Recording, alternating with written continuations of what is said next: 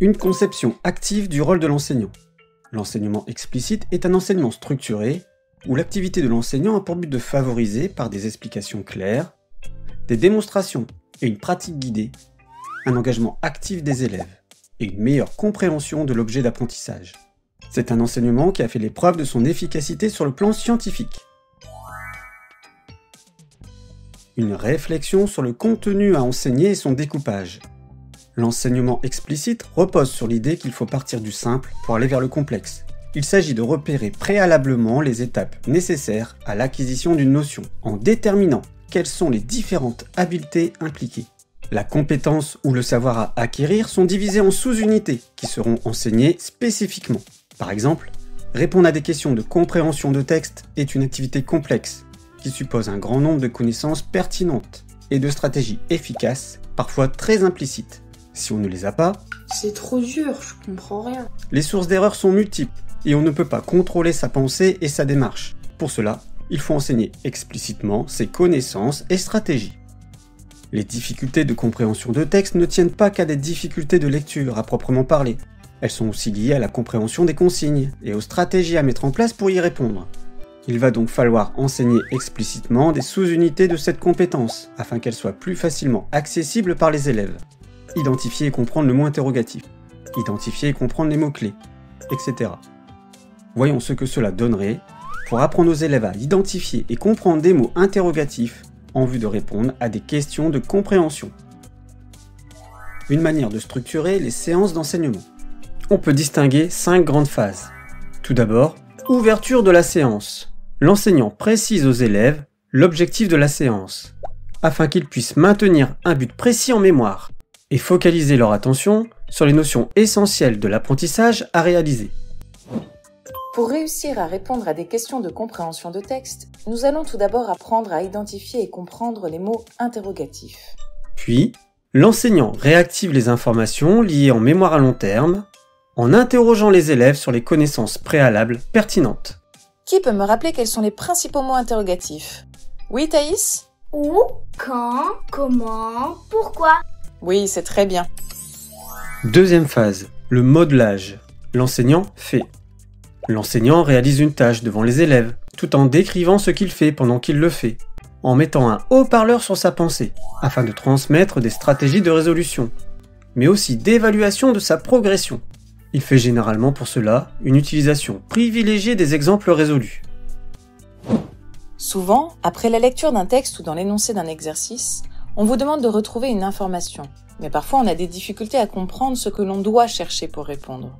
Par exemple, après la lecture d'un texte sur l'Everest, on me pose la question « Combien d'alpinistes ont gravi l'Everest ?» Je vais commencer par me demander ce que je dois chercher. Pour savoir ce que je dois chercher, je relis la question et je vois qu'elle commence par « Combien ?» Si la question commence par « Combien », c'est que je dois chercher un nombre, une quantité. Il va donc falloir que je relise le texte à la recherche d'une quantité ou d'un nombre. Autre exemple, si la question est « Où se situe l'Everest ?» Que dois-je chercher? Paul? Je dois chercher un lieu, un endroit du coup. Très bien. Comment sait-on que l'on doit chercher un lieu? Oui, Swan? Parce que la question commence par « où ». C'est juste. Donc pour savoir ce que l'on cherche, il faut identifier le mot qui porte le questionnement. Par exemple, combien, où, quand, pourquoi, pour savoir ce que l'on doit chercher comme type d'information. Un chiffre, un lieu, un moment, une cause. Phase 3.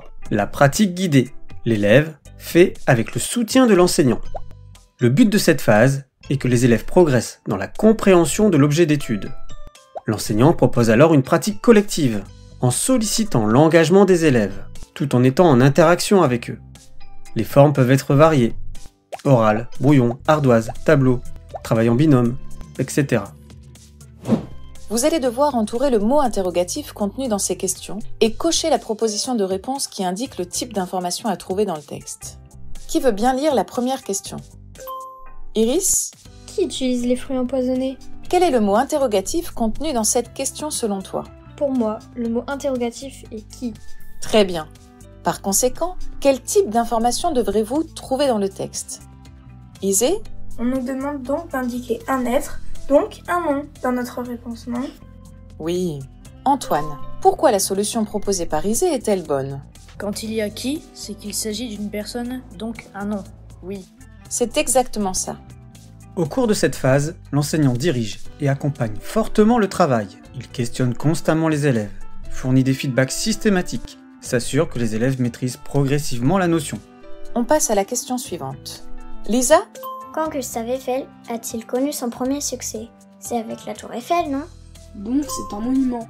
On coche lieu. Regarde bien le mot interrogatif. Ah oui, c'est quand. Donc il faut cocher date. C'est juste. La pratique autonome.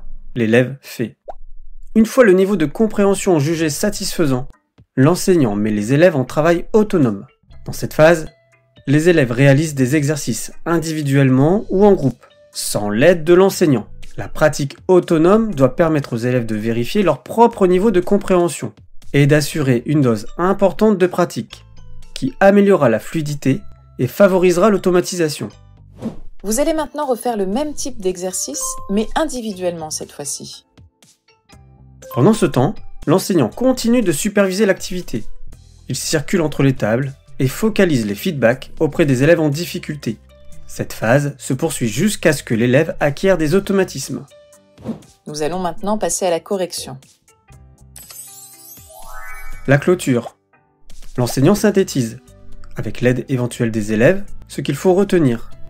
Nous avons vu aujourd'hui comment identifier et comprendre les mots interrogatifs d'une consigne. Vous pouvez maintenant compléter votre fiche synthèse. Lorsqu'on me pose une question que je ne comprends pas bien, je commence par identifier le mot qui porte le questionnement pour savoir quel type d'information je dois chercher. Annonce de manière très brève la prochaine séance. Lors de la prochaine séance, nous verrons comment identifier les mots clés qui aident à savoir ce qu'il faut chercher de façon précise. Et indique le travail à faire à la maison, qui contribuera lui aussi à consolider les apprentissages et à favoriser l'automatisation.